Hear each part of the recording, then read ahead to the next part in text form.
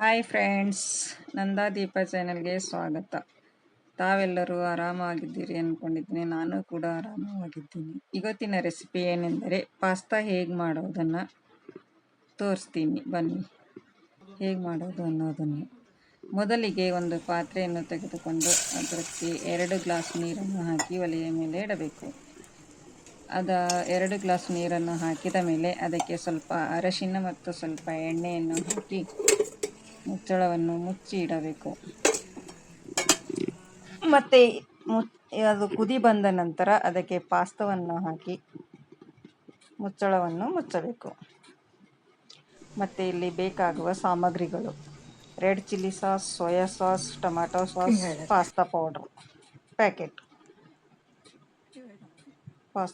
Packet, ಮತ್ತು 2-4 green chilli, ಕರಿಬೇವು, ಕೊತ್ತಂಬರಿ, ಉಳ್ಳಾಗಡ್ಡಿ, 2 ಟೊಮೆಟೊ.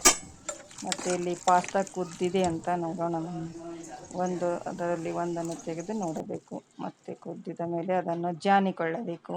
ಪಾಸ್ತಾ ಪೌಡ್ರನ್ನು ಇದನ್ನೆಲ್ಲ ತರಕಾರಿಯನ್ನು ಕಟ್ ಮಾಡಿಕೊಂಡಿರಬೇಕು. ಟೊಮೆಟೊವನ್ನು ರುಬ್ಬಿಕೊಂಡು ಇಡಬೇಕು.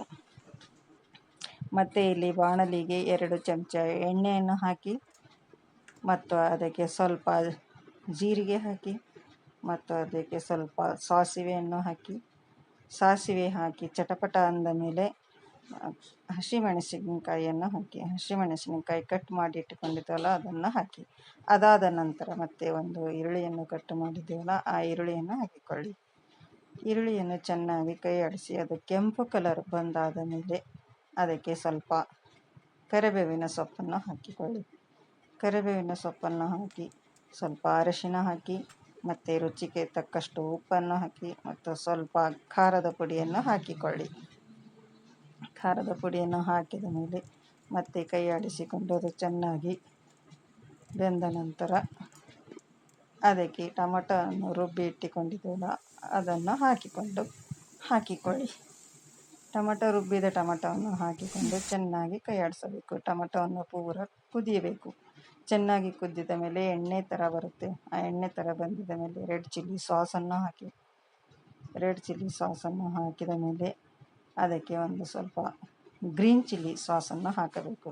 ಗ್ರೀನ್ ಚಿಲ್ಲಿ ಸಾಸನ್ನು ಹಾಕಿ 1 ಸ್ಪೂನ್ ಸಾಸನ್ನು ಹಾಕಿ. ಗ್ರೀನ್ ಚಿಲ್ಲಿ ಸಾಸನ್ನು ಹಾಕಿದ ಮೇಲೆ ಪಾಸ್ತಾ ಪೌಡರನ್ನು ಹಾಕಿದ ಮೇಲೆ ಅದಕ್ಕೆ ಚೆನ್ನಾಗಿ ಕೈ ಆಡಿಸಬೇಕು. ಚೆನ್ನಾಗಿ ಕೈ ಆಡಿಸಿದ ನಂತರ ಮತ್ತೆ ಅದಕ್ಕೆ ಟೊಮೆಟೊ ಸಾಸನ್ನು ಹಾಕಿಕೊಳ್ಳಬೇಕು. ಟೊಮೆಟೊ ಸಾಸನ್ನು ಹಾಕಿದ ಮೇಲೆ ಚೆನ್ನಾಗಿ ಕೈ ಆಡಿಸಿದ ಮೇಲೆ ಕುದ್ದಿದ ಪಾಸ್ತಾವನ್ನು ಅದಕ್ಕೆ ಹಾಕಿಕೊಳ್ಳಿ. ಕುದ್ದಿದ ಪಾಸ್ತಾವನ್ನು ಹಾಕಿಕೊಂಡು ಚೆನ್ನಾಗಿ ಅದನ್ನು ತಿರುಗಿಸಿಕೊಳ್ಳಬೇಕು. ಪೂರ ಮಸಾಲವನ್ನು ಪಾಸ್ತಾಕ್ಕೆ ಹತ್ತುವಂತೆ ತಿರುಗಿಸಬೇಕು. ಮತ್ತು ಮೇಲಿಂದ ಸ್ವಲ್ಪ ಕೊತ್ತಂಬರಿ ಸೊಪ್ಪನ್ನು ಹಾಕಿ ಕೈ ಆಡಿಸಿ ಪಾಸ್ತಾ ರೆಡಿ ಆಯಿತು ನೋಡಿ. ಪಾಸ್ತಾ ರೆಡಿಯಾಗಿದೆ. ನೋಡಲು ತುಂಬ ಚೆನ್ನಾಗಿ ಕಾಣಿಸ್ತಾ ಇದೆ. ತಿನ್ನಲು ಅಷ್ಟೇ ರುಚಿಕರವಾಗಿರುತ್ತದೆ. ಮತ್ತು ನೀವು ನನ್ನ ಚಾನಲನ್ನು ಸಬ್ಸ್ಕ್ರೈಬ್ ಮಾಡಿಲ್ಲ ಅಂದರೆ ಸಬ್ಸ್ಕ್ರೈಬ್ ಮಾಡಿಕೊಳ್ಳಿ. ಮತ್ತು ಶೇರ್ ಮಾಡಿ, ಕಮೆಂಟ್ ಮಾಡಿ ತಿಳಿಸಿ, ಲೈಕ್ ಮಾಡಿ. ಮುಂದಿನ ವಿಡಿಯೋದಲ್ಲಿ ಸಿಗೋಣ. ಓಕೆ, ಬಾಯ್.